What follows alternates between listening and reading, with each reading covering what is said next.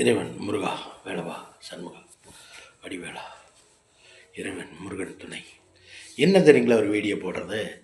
இப்போ நீங்கள் முருகனை கும்பிடுறீங்க, இறைவனை கும்பிடுறீங்க, முருகனை கும்பிடுறீங்க, சிவனை கும்பிடுறீங்க, விக்னேஸ்வரரை கும்பிடுறீங்க, ஒரு பெண் தெய்வம் மாரியம்மன், கடவுள், பிரசித்தி, ஓம் சக்தி, இந்த மாதிரி விடைகள்லாம் நல்ல ஒரு பக்தர், நல்ல பக்தர், நல்லா சாமி கும்பிடுறீங்க இல்லைங்களா?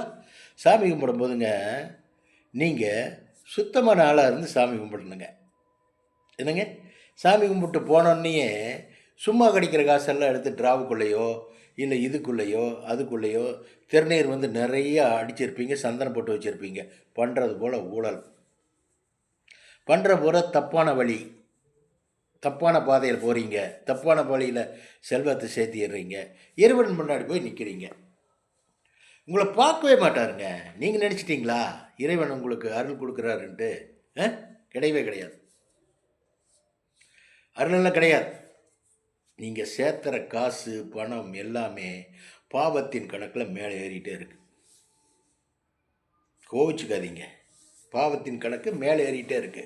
நீங்கள் செல்வங்கள் வந்து சேர்த்துவீங்க, அவரை கும்பிடுவீங்க, அவர் கொண்டு அதே காசு கொண்டு காணிக்க போடுவீங்க, அதே காசில் அன்னதானத்துக்கு கூட காசு கொடுப்பீங்க.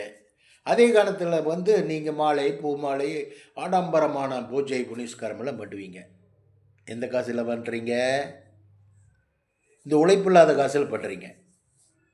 உழைப்பில்லாத காசில் வாழ்கிறீங்க, உழைப்பில்லாத காசில் தான் எல்லாமே பண்ணுறீங்க. வருது என்ன வருது வருது வர்ற வர்ற இடத்துல நீங்கள் இருக்கிறீங்க, சம்பாதிக்கிறீங்க. சம்பாரித்து நிம்மதியாக இருக்க முடியாதுங்க. 50 தாண்டியாச்சுன்னா உங்களோட ஜாதகத்தை மேலே எடுத்துருவாங்க. ஓடு வரையில் ஓடு அப்படிங்கும்போது டக்குன்னு லகான் போட்டுருவாங்க. லகான் போடும்போது உங்களுக்கு உடம்புல மெயின் பாயிண்ட்டு சர்ஜரி வந்துடும். Heart surgery, sugar, heart surgery, pressure. அதுக்கு அடுத்தது என்ன தெரியுங்களா? மூட்டு வலி, அந்த வலி, இந்த வலி. முடிஞ்சதுங்களா? உட்காந்தாச்சா? எதனால் வருதுங்கிறீங்க? இதெல்லாம் வந்துங்க கடவுள் படித்த உடம்புங்க. இறைவன் படத்தை கை கால் எந்த டேமேஜ் இருக்காதுங்க.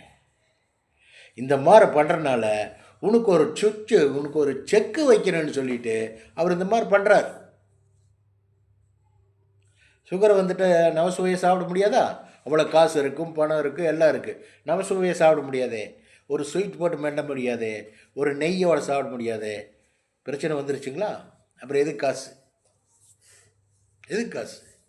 மருந்து மாத்திரை எடுக்காமல், எந்த மருந்து மாத்திரைங்க எடுக்காமல் தீர்க்காய்ச்சல் இருக்குன்னா நாம் கரெக்டாக இருந்தோம்னா எந்த மருந்து மாத்திரை சாப்பிட வேண்டியதே இல்லைங்க. கிட்டத்தட்ட 100 இயர்ஸ் இருந்துட்டு ஆர்டர் வந்தால் போயிடலாங்க.